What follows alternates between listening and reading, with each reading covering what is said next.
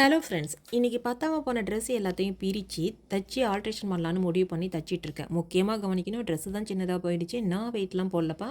தெரிஞ்ச ஃப்ரெண்ட்ஸுங்களுக்கும் கேட்குறவங்களுக்கும் ஆல்ட்ரேஷன் பண்ணி தரது உண்டு. அப்படி சில பல ஆயிரங்கள் சம்பாதிச்சது கிடையாது. ஆனால் சில பல நூறுகள் சம்பாதிச்சது உண்டு. அதை விட எங்களுக்கு ஏதாவது ட்ரெஸ் ஆல்ட்ரேஷன் பண்ணணும்னாலோ தைக்கணும்னாலோ டக்குன்னு நானே பண்ணிடுறது.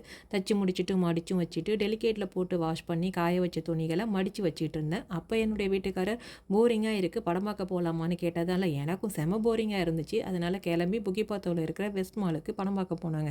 அங்கே கிறிஸ்மஸ்க்காக இந்த அழகான டெக்கரேஷன் பண்ணியிருந்தாங்க. சிங்கப்பூரில் ஆல்மோஸ்ட் எல்லா வருஷமும் எல்லா மால்லையுமே டிஃப்ரெண்ட்டாக டெக்கரேட் பண்ணுவாங்க. படம் பார்த்துட்டு வெளியே வரும்போது நைட்டுக்கு சாப்பாடு என்னன்னு கேட்க, நான் தோசை மாவு மட்டும்தான் இருக்குன்னு சொல்ல, சைடிஷ் என்ன பண்ணுறதுன்னு வேற யோசிக்கணும்னு சொல்ல, நீ யோசிச்சுட்டே இரு, நான் போய் சாப்பாடு வாங்கிட்டு வந்துடுறேன்னு சொல்லிட்டு ஆனந்தத்தில் சாப்பாடு வாங்கிட்டு வந்தார். இட்லி, சப்பாத்தி, கொத்து பரோட்டா, அதுக்கு கலர் கலராக சைட் டிஷ்ஷு. பார்க்கவும் நல்லா இருந்தது, டேஸ்ட்டும் சூப்பராக இருந்தது.